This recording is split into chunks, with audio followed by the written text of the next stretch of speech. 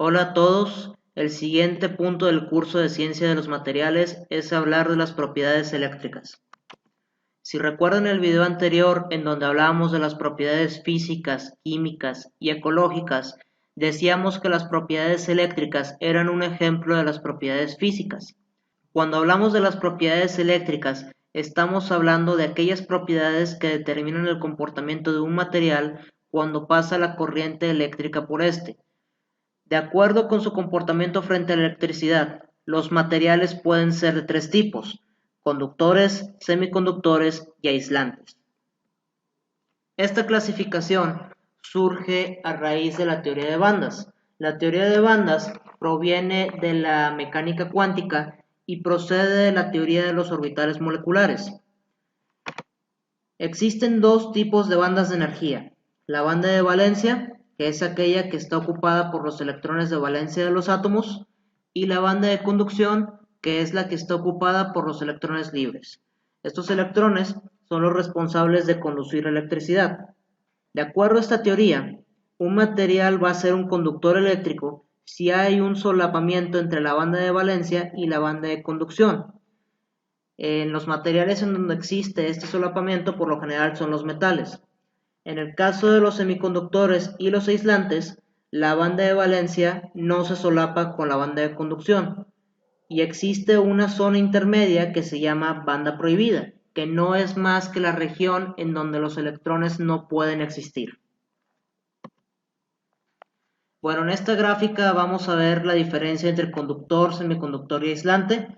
Como dijimos anteriormente, en el caso de los conductores hay un traslape de la banda de conducción con la banda de valencia.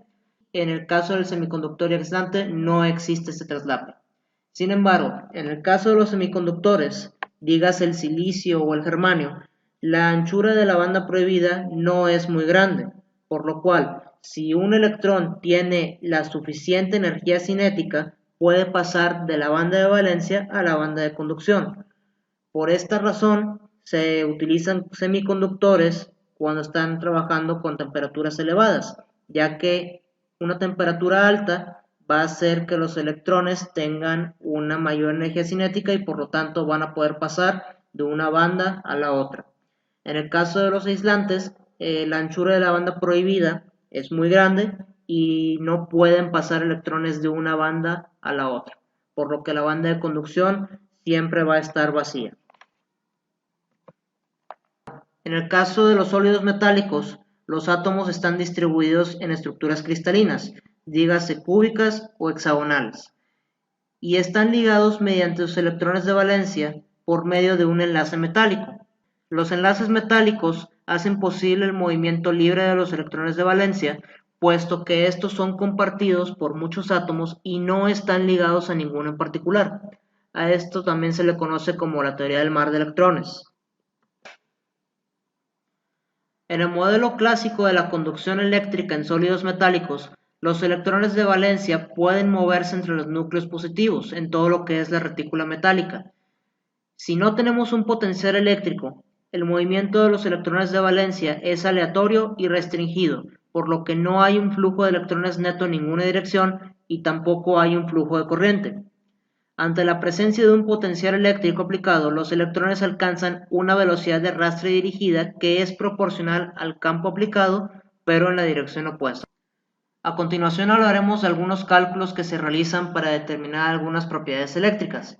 Lo primero que estudiaremos en esta clase va a ser la ley de Ohm. Consideremos que tenemos un alambre de cobre que tiene una longitud L y los extremos de este alambre están conectados a una batería. Si se aplica una diferencia de potencial V, va a fluir una corriente I que es proporcional a la resistencia R del alambre. Lo que dice la ley de Ohm es que la diferencia de potencial en voltios va a ser igual a la corriente eléctrica en amperes que multiplica a la resistencia eléctrica en ohmios. Otro concepto que debemos conocer es la resistencia eléctrica. Este concepto me habla de la oposición del flujo de corriente eléctrica a través de un conductor. En el Sistema Internacional de Unidades, la unidad que se utiliza es el ohmio, que se representa con la letra griega omega. La fórmula de resistencia eléctrica me dice que la resistencia eléctrica en ohmios es igual a la resistividad del material, que tiene unidades de ohmios por metro, que multiplica a la longitud y divide al área transversal en metros cuadrados. Es muy importante no confundir la resistencia eléctrica con la resistividad del material.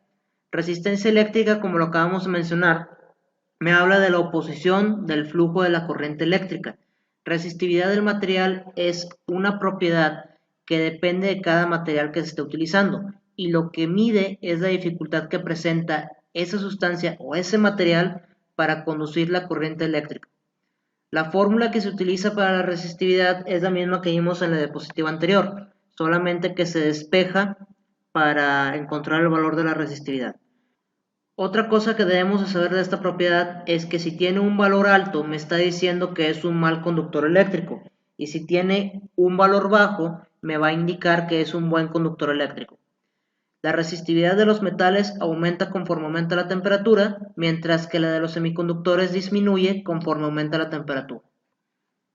En esta tabla periódica estamos reportando valores de resistividad eléctrica en una escala de 10 a la menos 8 Siemens sobre metro. Entonces, de acuerdo con esta tabla de resistividad eléctrica, si yo quiero conocer cuáles elementos son los mejores conductores de la electricidad, yo tengo que buscar los valores más bajos. En este caso, los valores más bajos son la plata con 1.629 y el cobre con 1.725. Cuando hablamos de conductividad eléctrica, estamos hablando de la medida de la capacidad de un material para dejar pasar la corriente eléctrica a través de él. La conductividad depende de la estructura atómica y molecular del material y se define como el inverso de la resistividad eléctrica.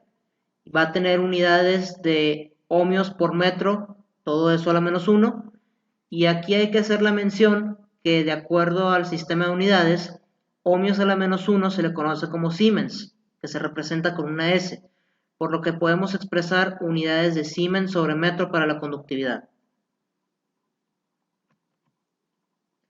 En esta tabla, que la pueden conseguir en la página ptable.com, estamos reportando valores de conductividad eléctrica. La plata y el cobre son los mejores conductores de la electricidad.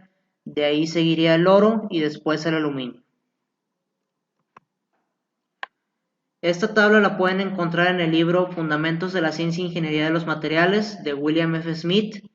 Es la 5ª edición y está reportando conductividades eléctricas de algunos metales y no metales a temperatura ambiente. Nuevamente, la plata y el cobre son los metales que mejor conducen la electricidad, y de ahí sigue el oro y el aluminio. En esta tabla está reportando que cada uno de estos metales está en escala de 10 a la 7. Si vemos la parte de los no metales, podemos ver que el grafito es un buen conductor, ya que está en una escala de 10 a la 5. El germanio y el silicio son semiconductores, tienen valores de 2.2 y 4.3 por S al menos 4 respectivamente, y el poliestireno tiene un valor de 10 a la menos 14. Hasta aquí el video de propiedades eléctricas. Si tienen alguna duda o comentario, háganmelo saber.